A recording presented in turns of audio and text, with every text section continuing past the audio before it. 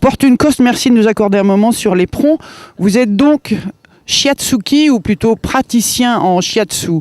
Alors, quel est le principe de cette méthode japonaise et quelles sont ses origines? Alors le shiatsu, c'est une médecine au Japon, c'est-à-dire que c'est officiellement reconnu par le ministère de la Santé depuis 1959, donc ça fait un moment. En japonais, shiatsu, ça veut dire pression des doigts. C'est une médecine en fait qui est basée sur la médecine traditionnelle chinoise, puisqu'elle utilise des pressions-relâchements sur les trajets des méridiens d'acupuncture, de sorte de réguler la circulation de l'énergie dans les méridiens qui irriguent, entre guillemets, tout le corps du cheval.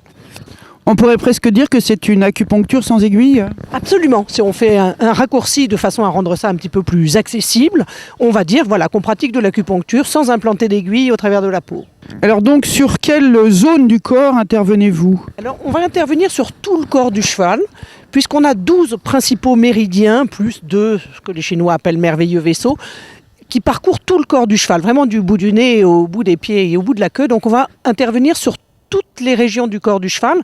On va s'attarder plus précisément là où l'énergie connaît un dysfonctionnement de circulation, c'est-à-dire qu'on va chercher à stimuler l'énergie là où elle est en déficience et au contraire à la disperser là où elle est en excès. Alors pour simplifier, est-ce qu'on pourrait qualifier ou définir le méridien comme un canal d'énergie ou quelque chose comme ça? Absolument. En fait, un méridien, c'est une suite de points d'acupuncture qui est relié à un même organe ou à une même fonction. C'est-à-dire qu'on a le méridien du poumon, le méridien du rein, le méridien du gros intestin, etc. C'est une suite de points d'acupuncture. C'est effectivement comme un canal qui répartit l'énergie. Alors pour l'instant, on ne sait pas encore très bien définir scientifiquement ce qu'est cette énergie. Très vraisemblablement un champ électromagnétique qui suit un trajet précis, qui parcourt le corps et les différents organes. Alors est-ce que sur le corps du cheval, il y a des méridiens ou en tout cas des points plus sensibles que d'autres? Alors ça va vraiment dépendre de chaque cas. C'est-à-dire que lorsqu'on commence une séance de shiatsu sur un cheval, on ne sait pas du tout ce qu'on va trouver.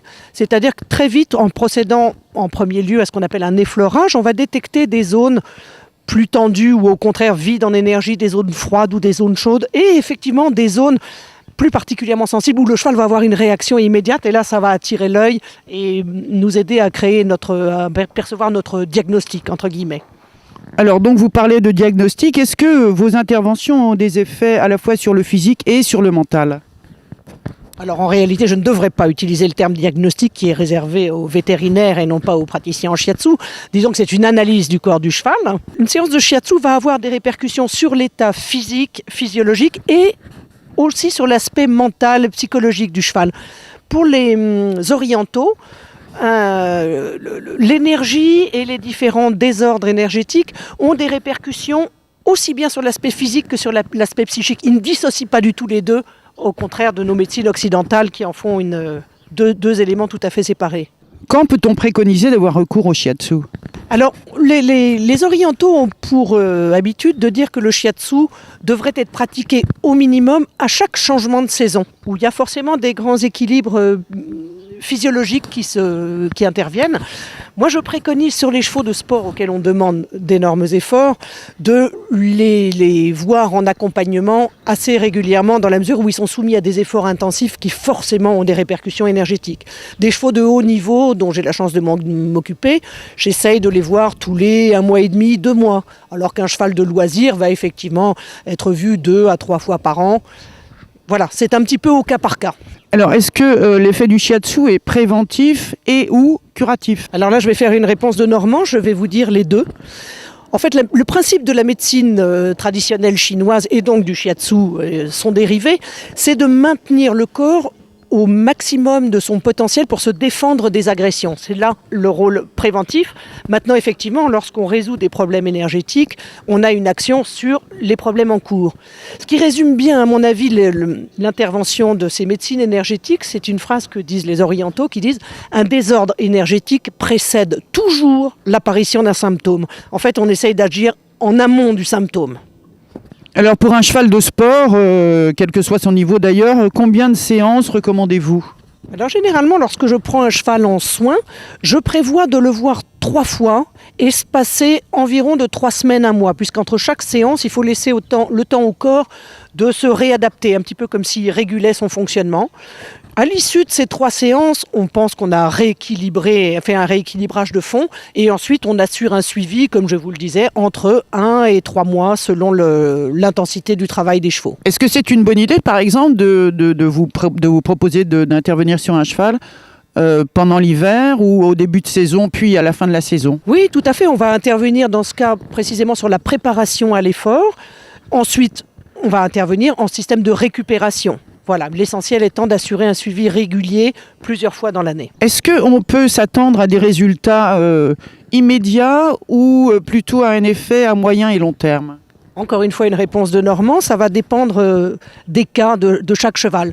Il va y avoir des chevaux sur lesquels on va avoir une réaction mais quasiment immédiate à la fin de la séance. On va voir le cheval avoir changé d'aspect, changé de regard, changé de qualité de peau.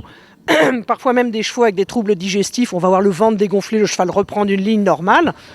Et puis il va y avoir aussi tout un travail en profondeur qui se fait, et là qui se fait de manière progressive, où sur plusieurs semaines, on va voir vraiment une évolution du cheval.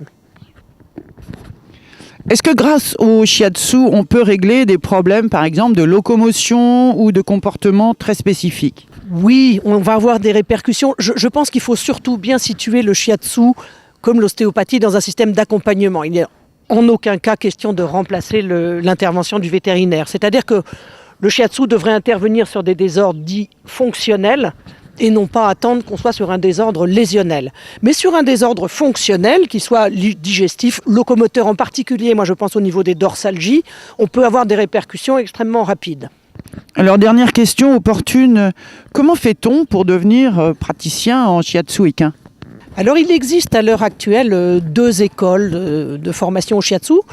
Moi j'ai eu la chance de bénéficier de l'enseignement de l'ISEDI, c'est-à-dire l'école écossaise de shiatsu pour chevaux, avec laquelle maintenant nous avons créé un partenariat sous forme d'un syndicat des praticiens de shiatsu équin qui référence des écoles et des praticiens de façon à éviter, comme toutes les choses qui deviennent un petit peu à la mode, qu'il y ait des dérives qui s'exercent et qu'on ait affaire à des praticiens qui en réalité pourraient ne pas l'être tout à fait. Donc voilà, je conseille vraiment de s'adresser au syndicat des praticiens en shiatsu équin pour avoir affaire à des formateurs dignes de ce nom.